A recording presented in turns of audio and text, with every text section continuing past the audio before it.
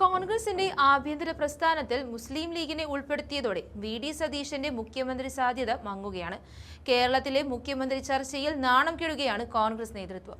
ഉത്തരേന്ത്യൻ രാഷ്ട്രീയത്തെ പോലും നാണം കെടുത്തുന്ന രീതിയിൽ എം.എൽ.എമാരെ ഒപ്പം നിർത്താൻ മൂന്ന് നേതാക്കളും എല്ലാ കളിയും കളിക്കുകയാണ്. അതിൽ കെ.സി. വേണുഗോപാൽ പല വാഗ്ദാനങ്ങളും നൽകുന്നതായും പറയുന്നു.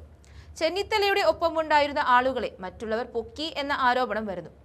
ഇവരെല്ലാം ചേർന്ന് തന്ത്രപരമായ രാഷ്ട്രീയം കളിക്കുമ്പോൾ ഇവിടെ ഇല്ലാതാകാൻ പോകുന്നത് യഥാർത്ഥത്തിൽ കോൺഗ്രസ് എന്ന മഹത്തായ പ്രസ്ഥാനത്തിന്റെ ക്രെഡിബിലിറ്റിയാണ്. കോൺഗ്രസിനെ വിശ്വസിച്ച് ഭരണമേൽപ്പിച്ചവർ വിഡ്ഢികളാകുന്ന കാഴ്ചയാണ് കാണുന്നത്. അതുകൊണ്ട് ഇപ്പോൾ സംഭവിച്ചത് കോൺഗ്രസിനെ ആർക്കു വേണമെങ്കിലും അസഭ്യം പറയാം, ആർക്കു വേണമെങ്കിലും ഉപദേശിക്കുകയും ചെയ്യാം.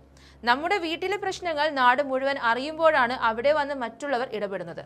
അതാണ് ഇത്രയും അധികം സീറ്റുണ്ടായിട്ടും കോൺഗ്രസിന്റെ ആഭ്യന്തര പ്രശ്നത്തിൽ ഇടപെടാൻ മുസ്ലിം ലീഗിന് ധൈര്യം വന്നത്.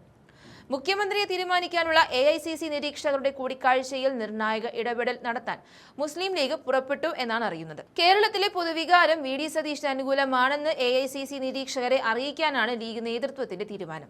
വി.ഡി. സതീശന്റെ നേതൃത്വത്തിലുള്ള പ്രവർത്തനത്തിനാണ് ജനം വോട്ട് ചെയ്തതെന്നും മുഖ്യമന്ത്രിയെ തീരുമാനിക്കുമ്പോൾ ഇക്കാര്യം കണക്കിലെടുക്കണമെന്നും ലീഗ് കോൺഗ്രസിനോട് പറയാൻ പോവുകയാണ്. ആരാണ് മുസ്ലിം ലീഗിന് ഇങ്ങനെയുള്ള ഒരു അധികാരം നൽകിയത്? കോൺഗ്രസിനുള്ളിൽ പല പ്രശ്നങ്ങളും ഉണ്ടാകും. അത് പരിഹരിക്കാനും തീരുമാനമെടുക്കാനും കോൺഗ്രസിന് ശക്തമായ സംഘടനാ സംവിധാനവുമുണ്ട്. എന്നിട്ടും ഒരു നേതാവിന്റെ പേരും പറഞ്ഞ് AICC നേതൃത്വത്തെ സമീപിക്കാൻ മുസ്ലിം ലീഗ് എന്തിന് തയ്യാറായി? ഇനി അവർ പറഞ്ഞ ആള് തന്നെ മുഖ്യമന്ത്രി ആയാൽ കോൺഗ്രസ് കീഴടങ്ങി എന്നുള്ളതാണ് സത്യം. അത് ഭരണത്തിൽ ഉടനീളം പ്രതിഫലിക്കുകയും ചെയ്യും. അതുകൊണ്ട് സതീശന്റെ അവസരം ഒന്നുകൂടി ഇല്ലാതായി എന്നുള്ളതാണ് സത്യം. വോട്ടർമാരുടെ താൽപര്യം കണക്കിലെടുത്ത് തീരുമാനമുണ്ടാകണമെന്ന് അഭ്യർത്ഥിക്കാനാണ് നേതാക്കൾ പോകുന്നത്. വോട്ടർമാരുടെ താൽപര്യം എന്താണെന്ന് തീരുമാനിക്കുന്നത് മുസ്ലിം ലീഗാണോ? വി.ഡി. സതീശൻ അദ്ദേഹത്തിന്റെ കടമ വളരെ നന്നായി നിർവഹിച്ചു. രമേശ് ചെന്നിത്തലയെ അങ്ങനെ കുറച്ച് കാണാനും കഴിയുന്ന നേതാവല്ല.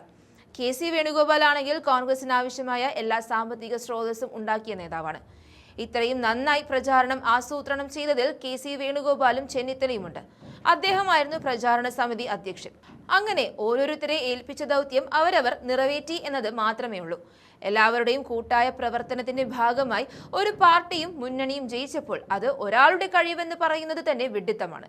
ഇനി അത് കോൺഗ്രസ് പാർട്ടിയുടെ ആഭ്യന്തര കാര്യമെന്നിരിക്കെ അതിൽ ഇടപെടുന്ന മുസ്ലിം ലീഗിന്റെ പരിപാടി അങ്ങേയറ്റം മോശമാണ്. എന്നാൽ ഹൈക്കമാൻഡ് വിഡ്ഢികളൊന്നുമല്ല. മുസ്ലിം ലീഗിന്റെ ഉദ്ദേശം മനസ്സിലാക്കാൻ അവർക്ക് എളുപ്പത്തിൽ കഴിയും. അതുകൊണ്ട് ഇപ്പോൾ ഉണ്ടായിരിക്കുന്നത് വി.ഡി. സതീശന് ഒരുപക്ഷെ കിട്ടുമായിരുന്ന മുഖ്യമന്ത്രി സ്ഥാനം പോലും ഇല്ലാതായിരിക്കുന്നു എന്നുള്ളതാണ്. കാരണം നമ്മുടെ വീട്ടിൽ മറ്റുള്ളവർ വന്ന് കാര്യങ്ങൾ തീരുമാനിക്കുന്നത് അഭിമാനത്തിനേൽക്കുന്ന ക്ഷണമാണ്.